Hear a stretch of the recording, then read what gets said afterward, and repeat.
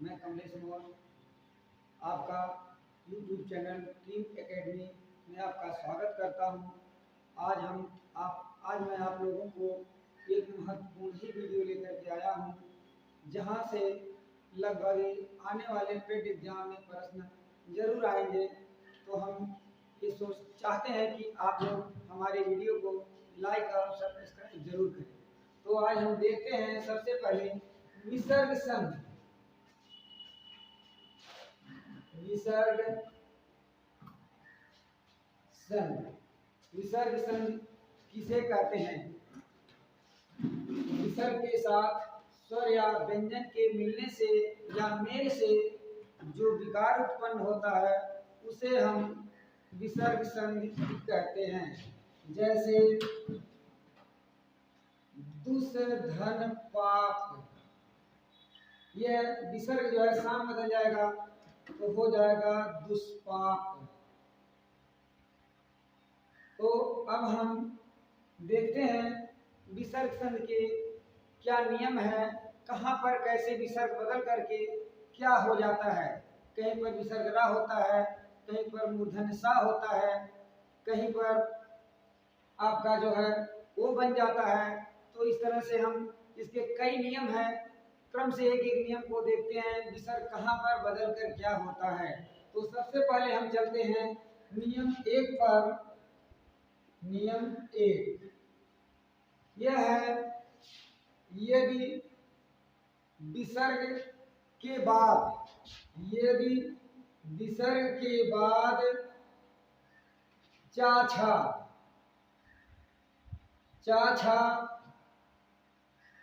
टाठा तथा ताथा आए तो चाछा तालव्य सा, टाठा मूर्धन्य सा तथा ताथा दंत सा में परिवर्तित हो जाते हैं। जैसे निधन चय, और ये विसर्ग जो है बड़ा सा मूर्धन्य तालव्य सा में परिवर्तित हो जाएगा, यह हो जाएगा निश्चय। दूसरा उदाहरण हम देखते हैं, ये आपका है धनु धन टंकार। धनु है धन टंकार, तो ये टाठा वर्ण है, यह परिवर्तित होकर के मूर्धन्य में सा में चला जाएगा तो हो जाएगा धनुष टंकार। तीसरा उदाहरण देखते हैं तो हो जाता है निस्तार, ये हो जाएगा निह धन तार, तो विसर्ग जो सा में बदल जाएगा हो जाएगा निस्तार। इसी तरह से इसको हम परिवर्तित करते हैं। अब हम आगे चलते हैं अपने नियम 2 पर। तो आपका नियम 2 है, यदि विसर्ग के पहले छोटा आ को छोड़कर विसर्ग के बाद, छोटा आ को छोड़कर विसर्ग के बाद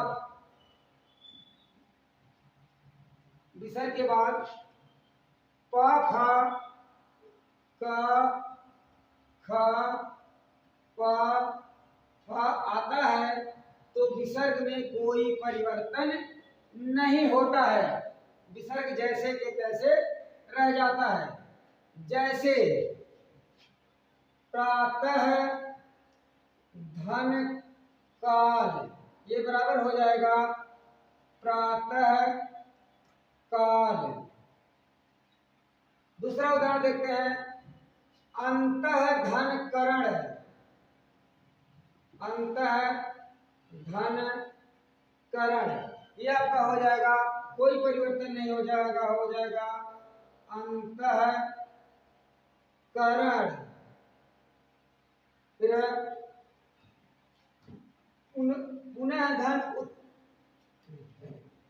अगला नियम फिर अगले नियम पर हम चलते हैं। नियम 3 जो है, यदि विसर्ग के पहले छोटा ऊ, छोटी ई, छोटा ऊ, यदि विसर्ग के पहले ह्रस्व ई और ह्रस्व ऊ हो तथा विसर्ग के बाद रा हो, तो यह जो है छोटी ह्रस्व ई और ह्रस्व ऊ बदल करके दीर्घ हो जाते हैं और विसर्ग का लोप हो जाता है। जैसे निह धन रव, यहाँ देखिए विसर्ग के पहले आपका ह्रस्व ई है और यहाँ पर विसर्ग बदल करके दीर्घ हो जाएगा, तो हो जाएगा नीरव, नीरव। इसी तरह अगला उदाहरण देखते हैं। निह धन रोग, निह धन रोग, विसर्ग दीर्घ हो जाएगा, रादीर्घ हो जाएगा, विसर्ग का लोप हो जाएगा, तो हो जाएगा निरोग। फिर अगले उदाहरण की तरफ चलते हैं, तो आपका है दुह धन राज, दुह धन राज, विसर्ग का लोप हो जाएगा, दीर्घ हो जाएगा दुराज।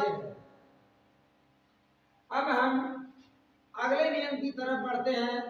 अगला नियम हमारा है, यदि छोटी ई, यदि ह्रस्व ई ह्रस्व ऊ के पहले, यदि ह्रस्व ई ह्रस्व ऊ, या भी कह सकते हैं, विसर्ग के पहले ह्रस्व ई ह्रस्व हो तथा बाद में क ख प फ हो, तो विसर्ग का मूर्धन्य सा हो जाता है, विसर्ग का मूर्धन्य सा हो जाता है। जैसे निह धन कपट, अब ये विसर्ग आपका का है, तो विसर्ग का हो जाएगा मूर्धन्य सा बन जाएगा, तो हो जाएगा निष्कपट, निष्कपट। दूसरा उदाहरण देखते हैं। निष्फल, निह धन फल, निह धन फल, तो विसर्ग का मूर्धन्य सा हो जाएगा, बन जाएगा आपका निष्फल, निष्फल। ये दूसरा है। अगला उदाहरण देखते हैं। दुह धन कर, दुह धन कर, तो विसर्ग का मूर्धन्य सा बन जाएगा, हो जाएगा दुष्कर, दुष्कर। अब हम अगले नियम की तरफ चलते हैं, जो होगा आपका नियम 5। नियम 5 आपका है कि यदि विसर्ग के पहले छोटा या बड़ा आ को छोड़कर विसर्ग के बाद, विसर्ग के पहले छोटा आ बड़ा आ को छोड़कर विसर्ग के बाद किसी भी वर्ग का तीसरा चौथा पांचवा वर्ण, तीसरा चौथा पांचवा वर्ण प्लस स्वर प्लस या रा लावा, या रा लावा, या हम कह सकते हैं अंतस्थ व्यंजन आए, तो दोनों मिलकर के विसर्ग का रा हो जाते हैं। जैसे निह धन च, निह धन च, विसर्ग का निह धन च बराबर निश्चय, निश्चय। इसके बाद निह धन जल, निह धन जल बराबर निर्जल। फिर दुह धन आत्मा, दुह धन आत्मा बराबर हो जाएगा दुरात्मा, दुरात्मा। अब हम अगले नियम की तरफ चलते हैं। तो आपका अगला नियम होगा, यदि यदि विसर्ग के पहले, यदि विसर्ग के पहले छोटा आ को छोड़कर, विसर्ग के पहले छोटा आ को छोड़कर विसर्ग के बाद, विसर्ग के बाद किसी भी वर्ग का तीसरा चौथा वर्ण, तीसरा चौथा वर्ण, तीसरा चौथा वर्ण तथा स्वर, स्वर आए तो दोनों विसर्ग साथ मिलकर के पंचमोध्याय, पंचमोध्याय। अब हम आगे नियम की तरफ बढ़ते हैं। कुछ स्वरों में विसर्ग के आने पर, विसर्ग के आने पर उसमें कोई परिवर्तन नहीं होता है। जैसे नमः,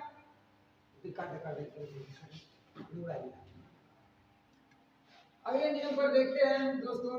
नियम 8 है, कुछ शब्दों में विसर्ग का लोप होकर विसर्ग सा में बदल जाता है। जैसे यहाँ विसर्ग है तो इसका लोप होकर इसमें जो है विसर्ग सा में बदल जाएगा। जैसे नमः धनकार बराबर विसर्ग सा में बदल जाएगा, हो जाएगा नमस्कार, नमस्कार। भा धन कर, भा धन कर विसर्ग सा में बदल जाएगा, हो जाएगा भास्कर, भास्कर। इसके बाद है दुह धन कार, दुह धन कार हो जाएगा दुष्कार, या इसी तरह कर सकते हैं दुह धन तार दुष्कार। इसके बाद अब हम चलते हैं अपने इसके लास्ट नियम, जो 9वां नियम है। इसमें है, यदि सा से पूर्व छोटा आ को छोड़कर, यदि सा से पूर्व छोटा आ को छोड़कर कोई भी स्वर आता है तो सा के सा के स्थान पर सा हो जाता है। यानी सा के पूर्व कोई भी स्वर आता है तो यह स्वर के सा के स्थान पर आपका मूर्धन्य सा हो जाता है। जैसे सुधन गम, जैसे सु धन समा, तो दंत सा का मूर्धन्य सा में बदल जाएगा तो हो जाएगा सुषमा, सुषमा। इसके बाद अगला उदाहरण है, ती धन वी धन सम, वी धन सम, ये हो जाएगा विषम, विषम। आगे चलते इसी तरह से निधन शेष, निधन शेष, ये बदल जाएगा निशेष बन जाएगा। थैंक यू दोस्तों। नमस्कार, मैं कमलेश मोहन आपका YouTube चैनल टीम एकेडमी में आपका स्वागत करता हूं। आज मैं आप लोगों को एक महत्वपूर्ण ही वीडियो लेकर के आया हूं, जहां से लगभग आने वाले पेड एग्जाम में प्रश्न जरूर आएंगे। तो हम ये चाहते हैं कि आप लोग हमारे वीडियो को लाइक और सब्सक्राइब जरूर करें। तो आज हम देखते हैं सबसे पहले विसर्ग संधि।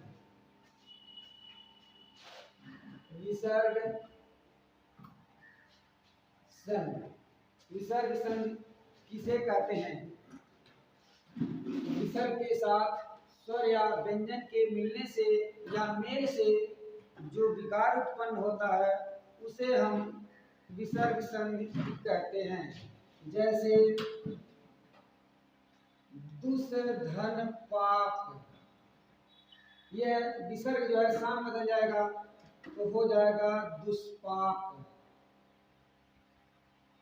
तो अब हम देखते हैं विसर्ग संधि के क्या नियम है, कहाँ पर कैसे विसर्ग बदल करके क्या हो जाता है।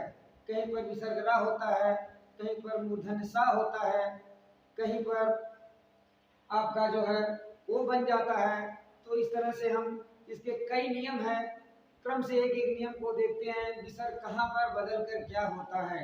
तो सबसे पहले हम चलते हैं नियम 1 पर। नियम 1 यह है, यदि विसर्ग के बाद चाछा टाठा तथा ताथा आए तो चाछा तालव्य सा, टाठा मूर्धन्य सा तथा ताथा दंत सा में परिवर्तित हो जाते हैं। जैसे निधन चय, और ये विसर्ग जो है बड़ा सा मूर्धन्य तालव्य सा में परिवर्तित हो जाएगा, यह हो जाएगा निश्चय। दूसरा उदाहरण हम देखते हैं, ये आपका है धनु धन टंकार।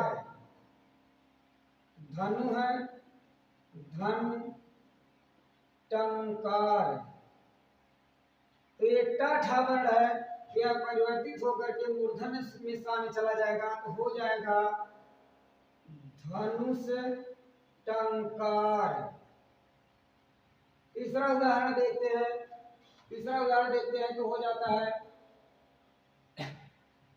निस्तार, ये हो जाएगा निधन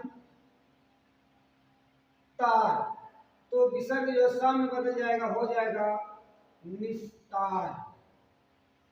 इसी तरह से इसको हम परिवर्तित करते हैं। अब हम आगे चलते हैं अपने नियम 2 पर। तो आपका नियम 2 है, यदि विसर्ग के पहले छोटा आ को छोड़कर विसर्ग के बाद छोटा आ को छोड़कर विसर्ग के बाद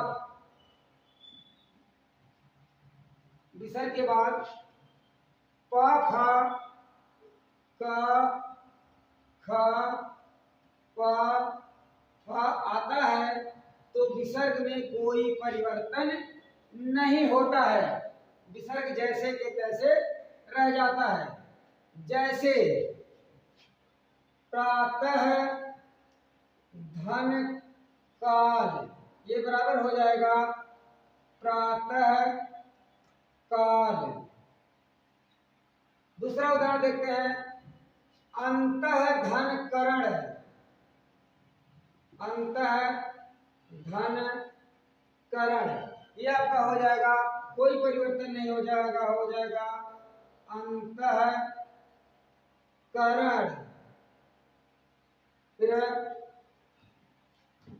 पुनः धन अगला नियम, फिर अगले नियम पर हम चलते हैं। नियम 3 जो है, यदि विसर्ग के पहले छोटा ऊ छोटी ई छोटा ऊ, यदि विसर्ग के पहले ह्रस्व ई और ह्रस्व ऊ हो तथा विसर्ग के बाद रा हो, तो यह जो है छोटी ह्रस्व ई और ह्रस्व ऊ बदल करके दीर्घ हो जाते हैं और विसर्ग का लोप हो जाता है। जैसे निह धन रव, यहाँ देखिए विसर्ग के पहले आपका ह्रस्व ई है और यहाँ पे विसर्ग बदल करके दीर्घ हो जाएगा, तो हो जाएगा नीरव। इसी तरह अगला उदाहरण देखते हैं। निह धन रोग,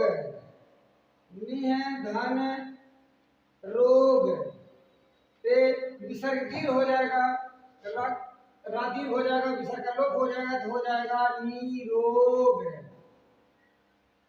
फिर अगले उदाहरण की तरफ चलते हैं, तो आपका है दुह धन राज, विसर्ग का लोप हो जाएगा, तो दीर्घ हो जाएगा दुराज। अब हम अगले नियम की तरफ बढ़ते हैं। अगला नियम हमारा है, यदि छोटी ई, यदि ह्रस्व ई ह्रस्व ऊ के पहले, यदि ह्रस्व ई ह्रस्व ऊ, या भी कह सकते हैं विसर्ग के पहले ह्रस्व ई ह्रस्व हो तथा बाद में क ख प फ हो, तो विसर्ग का मूर्धन्य सा हो जाता है। विसर्ग का मूर्धन्य सा हो जाता है। जैसे निह धन कपट, अब ये विसर्ग आपका का है, तो विसर्ग का हो जाएगा मूर्धन्य सा बन जाएगा, तो हो जाएगा निष्कपट।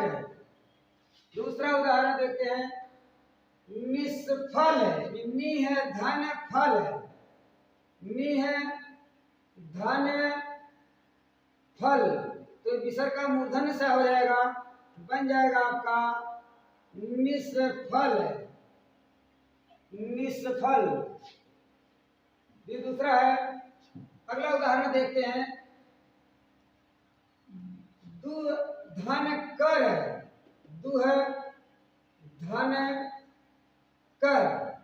तो विसर्ग का मूर्धन्य सा बन जाएगा, हो जाएगा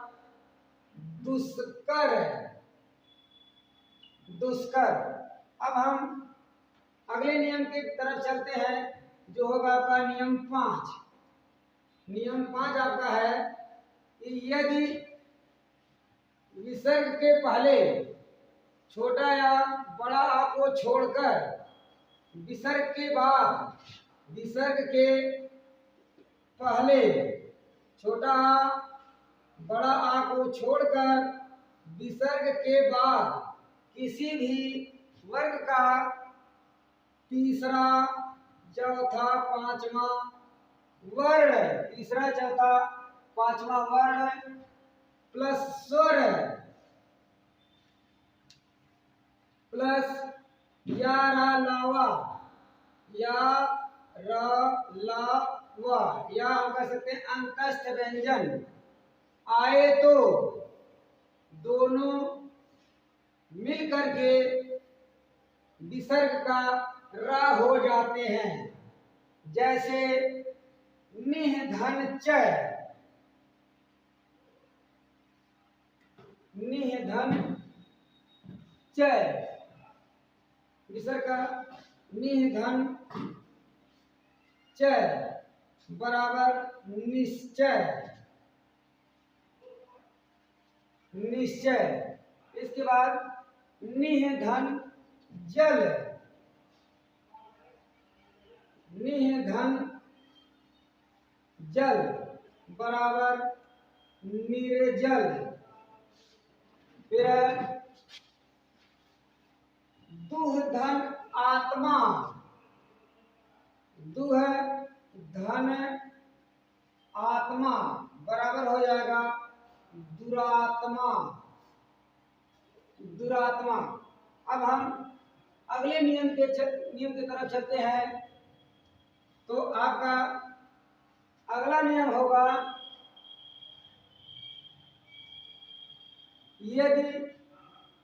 यदि विसर्ग के पहले, यदि विसर्ग के पहले छोटा आ को छोड़कर, विसर्ग के पहले छोटा आ को छोड़कर विसर्ग के बाद, विसर्ग के बाद किसी भी वर्ग का तीसरा चौथा वर्ण, तीसरा चौथा वर्ण, तीसरा चौथा वर्ण तथा स्वर, स्वर आए तो दोनों विसर्ग साथ मिलकर के ओ हो जाते हैं। जैसे यशः धन दा, तो विसर्ग का ओ हो जाएगा तो हो जाएगा यशोदा। दूसरा उदाहरण देखते हैं, सरह धनवर, सरह धनवर बराबर हो जाएगा सरोवर, सरोवर। अब हम इसके बाद अगले नियम की तरफ चलते हैं। यदि विसर्ग के पहले, यदि विसर्ग के पहले छोटा आ हो तथा विसर्ग के बाद भी छोटा आ हो, तो यह विसर्ग छोटा आ के साथ मिलकर के ओ बन जाता है, तथा जो बाद वाला छोटा आ है वह अवग्रह में परिवर्तित हो जाता है। जैसे मनः धनानुकूल, मनः धन अनुकूल, ये भी हो जाएगा मनः धन अनुकूल। अभी हो जाएगा आपका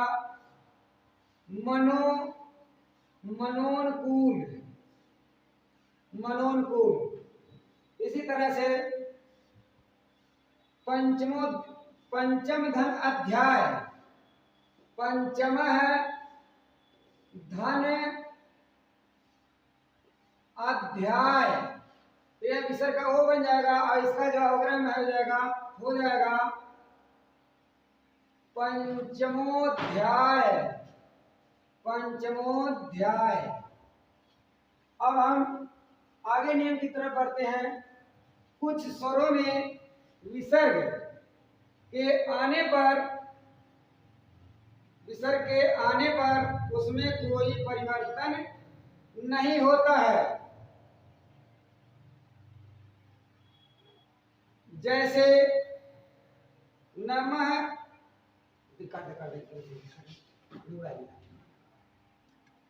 अगले नियम पर देखते हैं दोस्तों। नियम 8 है, कुछ शब्दों में विसर्ग का लोप होकर विसर्ग सा में बदल जाता है। जैसे यहाँ विसर्ग है तो इसका लोप होकर इसमें जो है विसर्ग सा में बदल जाएगा। जैसे नमः धनकार, बराबर विसर्ग सा बदल जाएगा, हो जाएगा नमस्कार। नमस्कार। भा धन कर, भा धन कर, विसर्ग सा में बदल जाएगा, हो जाएगा भास्कर। भास्कर। इसके बाद है दुह धन कार, दुह धन कार, हो जाएगा दुष्कार। या इसी तरह और कर सकते हैं दुह धन तार, दुष्कार। इसके बाद अब हम चलते हैं अपने इसके लास्ट नियम, जो 9वां नियम है, इसमें है यदि सा से पूर्व छोटा आ को छोड़कर, यदि सा से पूर्व छोटा आ को छोड़कर कोई भी स्वर आता है तो सा के स्थान पर सा हो जाता है। यानी सा के पूर्व कोई भी स्वर आता है तो यह स्वर के सा के स्थान पर आपका मूर्धन्य सा हो जाता है। जैसे